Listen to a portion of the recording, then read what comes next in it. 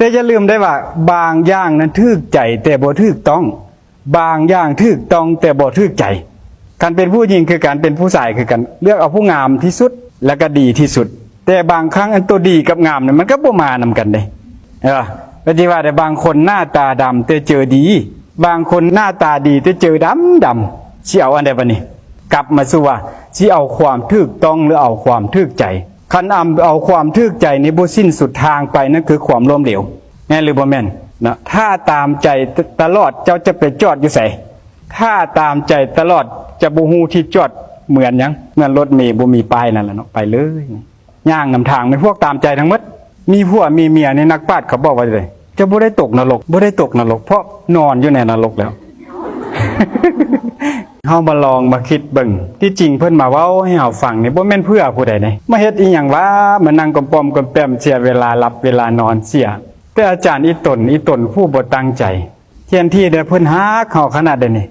โอกาสที่จะได้มานั่งฟังนี่บ่แม่นเรื่องง่ายเลยแม่นบ่โอ้ยส่วนว่าจะได้มานั่งห้องแอร์ฟังธรรมนี่มันเป็นเรื่องที่ยากที่สุดนี่หายากอีกด้วยแต่เฮ็ดจังได๋ล่ะเนาะคันเฮาบ่ตั้งใจฟังเฮาบ่เอาก็เฮ็ดคือว่านี่ยินอาจารย์ส่งเพิ่นมักว่าตลอดว่าคนเฮานี่น่ะถ้าจะให้คนช่วยเหลือถ้าเฮาบ่ยกมือขึ้นจักน้อยนี่บ่มีผู้ใดฮู้จักได้ในกรณีว่าเฮาตกน้ำนี่คันเจ้าจะให้หมู่ช่วยจังน้อยเจ้าก็ให้สัญญาณอันใดอันหนึ่งยกมือขึ้นเพื่อว่าเจ้าฮู้ว่าเจ้าต้องการความช่วยเหลือพระพุทธเจ้าเพิ่นบอกว่าบ่มีผู้ใดที่จะช่วยผู้ใดได้แต่เฮาต้องช่วยตนเองบ่แต่สามารถเกื้อกูลเป็นกัลยาณมิตรต่อกันเพราะฉะนั้นเฮ็ดจังได๋ก็ตามที่เพิ่นมาเว้ามานี้ถ้าเฮาบ่เป็นเฮาแล้วก็ยากอีกได้อย่าสู้ไปหวังอาศัยนำผู้อื่นหลายหวังนำพ่อนำแม่ได้บ่ได้หรือบ่ได้ได้แต่เพิ่นก็มีลิมิตจำกัดของเพิ่นคือกันพ่อแม่เฮาสิช่วยเฮาได้ตลอดไปบ่ได้บ่จึงมีคำนักปราชญ์เพิ่นว่าจังได๋พ่อแม่นับมือจะแก่เท่าฟังดีๆได้นี่คือความจริงเจ้าจะพอใจหรือบ่พอใจเจ้าจะยอมรับหรือบ่ยอมรับนั้นพ่อแม่เฮาเป็นอย่างนี้อยู่แล้วพ่อแม่นับมือจะแก่เท่าจะเลี้ยงเจ้าดนไปอย่าสู้หมายอย่าสู้คิดอย่าสู้หวังนั้นจงซอกหาวิสาล่อเลี้ยงกายเจ้าสบายพ่อแม่ก็ดีใจนี่คือหน้าที่ของเฮาเท่านั้น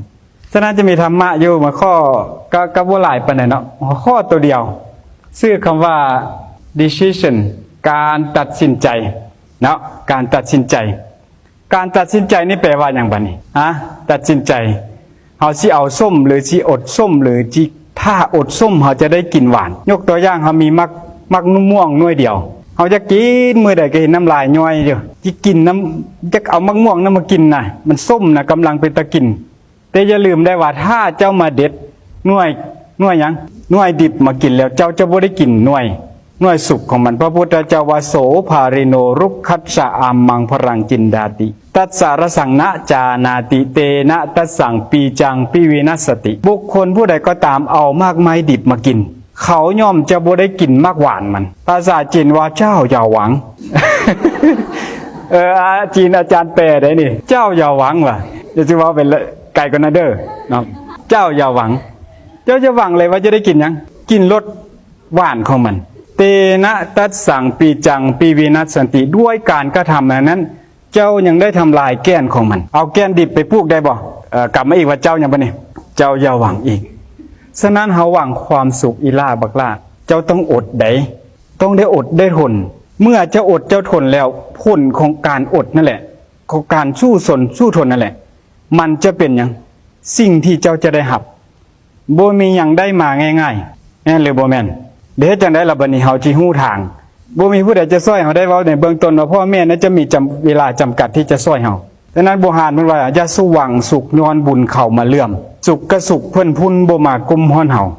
ได้ยินคำนึงแม่ออกครูอาลิงเพิ่นว่าเมื่อกี้นี้ว่าเฮาส่วนหลายนั้นไปฟังความผู้อื่นนั้นหลายกว่าฟังความพ่อความแม่จะสู้วนวายนำค่อยได้บ่แต่ผู้หญิงได้จะสู้วนวายหลายชีวิตค่อยเป็นเอกราชแล้วค่อยอิ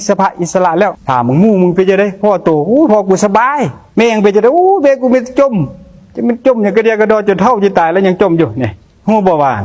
เป็นหยังเพิ่นเฮาจึงบ่อยากให้เพิ่นจมเนี่ยเอาลองมาเบิ่งเด้อถ้าว่าเป็นไปได้น่ะเพิ่นก็บ่ได้จมหยังล่ะเพิ่นขอสิทธิ์หนึ่งสิทธิ์หยัง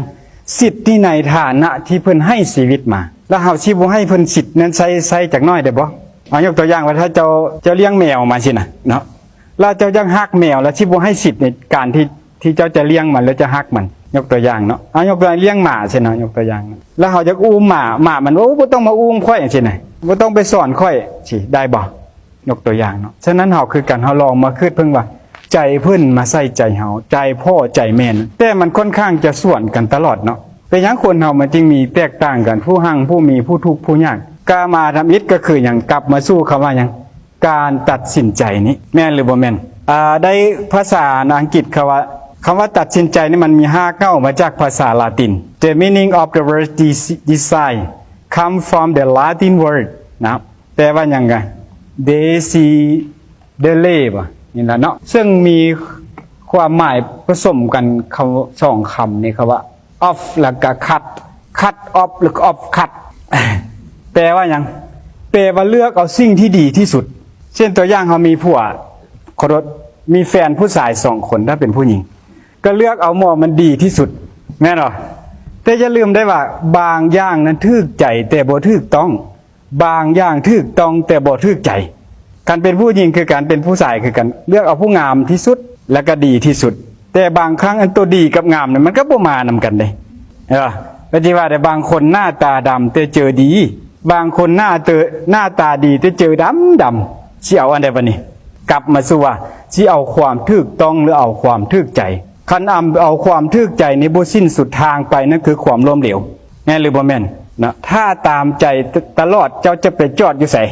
อย่างบ่ฮู้บ่จอดตัวเองเด้อ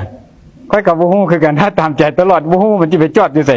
แม่นบ่ถ้าตามใจตลอดจะบ่ฮู้ที่จอดเหมือนหยังเหมือนรถเมล์บ่มีป้ายนั่นแหละเนาะไปเลยย่างนำทางเป็นพวกตามใจทั้งหมดอยู่ต่างประเทศเขาเอิ้นพวกหยังโฮมเลสบ่พวกนี้ก็ตามใจแผนกตามใจทั้งหมดแหละแต่อย่าลืมว่าในโลกใบนี้บ่แม่นนั้นเต็มไปด้วยควา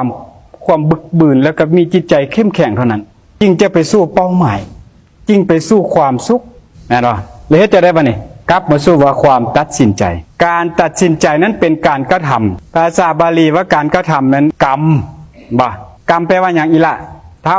ขอโซเดอร์แยงใส่เจ้าแยงใส่หัวใจนี่แหละมันจึงเห็นแต่ใจแดงหรือใจดำการตัดสินใจกรรมแปลว่าหยังกรรมนั้นเป็นคำกลางๆภาษาอังกฤษว่า action กรรมดีเอิ้นว่ากุศลกรรม wholesome action เนาะกระทำชั่วเด้ unwholesome action บาป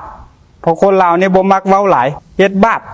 เฮ็ดชั่วเอิ้นบาปเฮ็ดดีเอิ้นว่าบุญแล้วบัดนี้เฮามาตัดสินใจตัดสินใจนี่เป็นการกระทำหยัง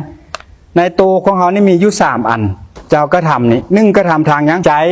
กระทางหยังทางปากและกระทางหยังทางกายเนาะกายวาจาใจ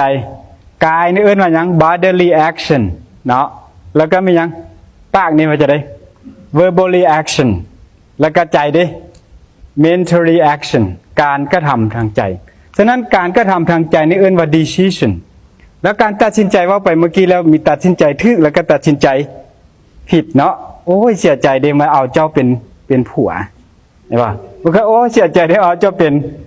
นเมียแต่เมื่อฮู้แล้วเชื่อจังได๋บัดนี้เสียใจเด้ฉะนั้นโลกใบนี้มันจะมีเสื่องไว้เขาเอิ้นว่าหยังการเสื่องเขาเอิ้นว่าก้อนโปรโมชั่นนั่นเลยบ่แม่นแต่ว่าหลังโปรโมชั่นละแก้ตัวได้บ่ได้บัดนี้จำเป็นต้องได้รับกรรมเอาย่ามาแล้วเนาะผู้ใดมีผัวก็สาธุเด้อโชคดีบ่โชคดีผู้ใดมีเมียโชคดีบ่โชคดีเพราะว่าหยังเพราะว่าคนที่มีผัวมีเมียในนักปราชญ์เขาบอกว่าเลยจะบ่ได้ตกนรกบ่ได้ตกนรกเพราะนอนอยู่ในนรกแล้วบ่มีผัวมีเมียก็ดีแล้วสาธุผู้ข้าบ่มีก็จะสิไปซอกเอาเด้อแต่ก็ว่าบ่ได้แล้วแนวมันมักเนาะมักไผมักเราเอากลับมาสู่คำว่า decision เขาเอิ้นว่า right decision and wrong decision เพิ่นก็บอกแล้วเด้หนทางนี่มันคือว่าหุ่งเนาะแม่นหรือบ่แม่นทางนี่คือว่ามืดแต่ว่ามันมีผู้พาไปมีผู้ใดพาเฮาไปบ่นี่ที่จริงมันบ่มีผู้ใดดึงหูเฮาไปนะแต่มีผู้พาไปผู้ใดเราพาไปมีมิสเตอร์1อันนี้อันนี้เกี่ยวผิดตัดสินใจผิดคิดเท่าตายเนาะโอเคบ่เห็นเบิดกะย่าเนาะการตัดสินใจผิดนี่คิดเท่าตายจือเด้อผู้กำลังสิตัดสินใจเด้อสิเฮ็ดหยังก็ตามเนาะลองหรือบ่ลองลองหรือบ่ลองน้ำท่อมนี่ลองหรือบ่ลองลองหรือบ่ลองพอดนี่ลองหรือบ่ลองมาแล้วอาจารย์ยังบ่เซาบ่ทันได้เทื่อนี่ระวังเนาะหลายอันใดเนาะมีพระองค์นึงไปบวชอยู่นำจบวิชาเคมีหลาย10 ปีกว่าจบมาแล้วลองเบิดทุกแขนงไอซ์ คะแนนโคเคนคะแนนเพิ่นจบเราไปให้ข้อสรุปว่าพระอาจารย์มีลู